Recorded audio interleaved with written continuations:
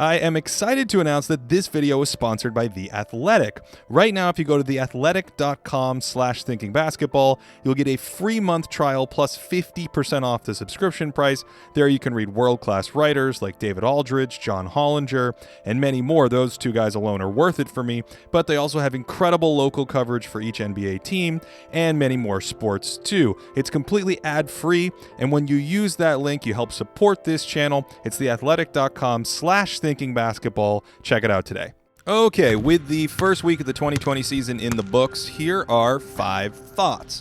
Thought number 1, Kawhi Leonard has leveled up his passing.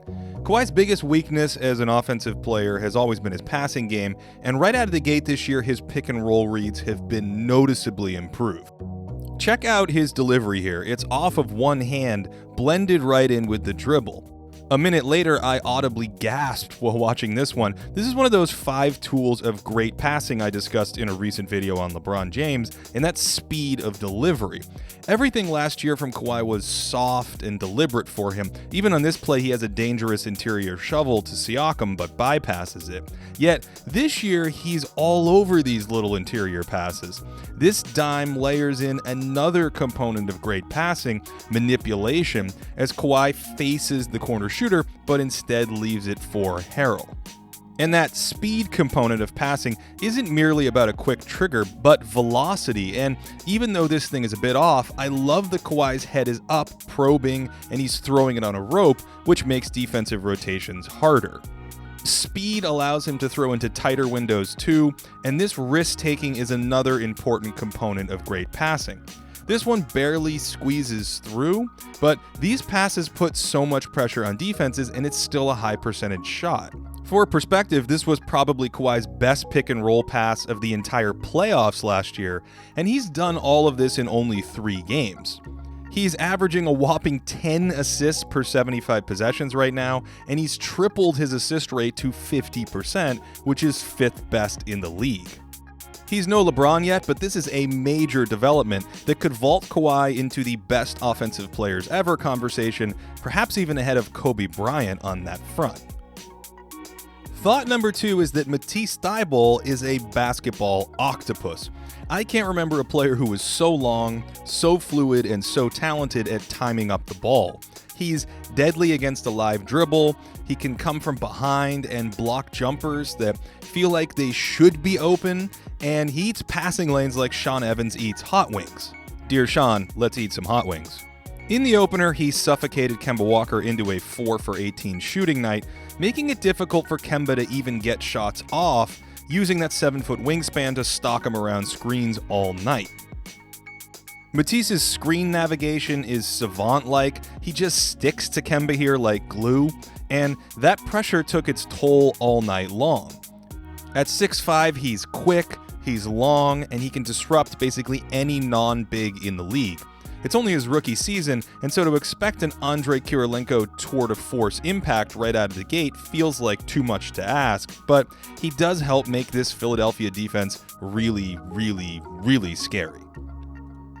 Speaking of defense, Avery Bradley has had his moments as a Laker thus far. He actually played Lou Williams very well most of the time in the opener. That's just a crazy Lou Williams shot. And then he pestered Utah's shot creators all night long against the Jazz. Mike Conley had trouble shaking him. He had to turn his back here for ball security and then needed a monster screen to get loose, but he largely reduced Conley to an afterthought all night long. This kind of point-of-attack defense is critical for the Lakers this year, and getting quality defensive pressure from the point guard spot with shot-blocking bigs behind him could help take LA's defense to another level. Thought number 4 is about Zach LaVine's first step. I mean, there's really a lot we could say about LaVine, but let's acknowledge how insane his first or second steps are.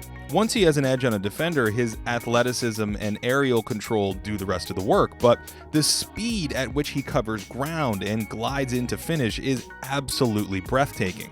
Any kind of hesitation or restart leaves defenders in the dust, and he ramps up his acceleration in only 1 or 2 strides, which is why he's one of the game's most prolific scorers right now. And finally, the first video ever produced on this channel was about Pascal Siakam breaking out as an all-star player at the beginning of last season, so it's fitting to circle back to him now and ask if he has yet another gear. Specifically, can Siakam be an offensive engine on a good team? Two big things have happened at the start of 2020. First, Pascal is just bombing above the break threes. This kind of outside weapon could be a game changer for him. And second, his on-ball passing looks to have improved, which means he can punish teams that throw extra defenders at his unorthodox spinning drives. Through 3 games, Pascal's averaging 29 points per 75 on 60% true shooting, and his threat as an offensive player helped Nick Nurse draw up this awesome opening night hammer play.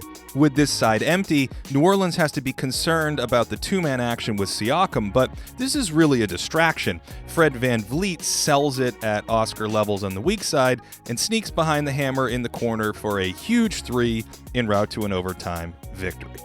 Pascal will absolutely cool off from his 48% three-point shooting right now, but what's here to stay is that Siakam is now an offensive star, which makes him potentially the next superstar in the NBA.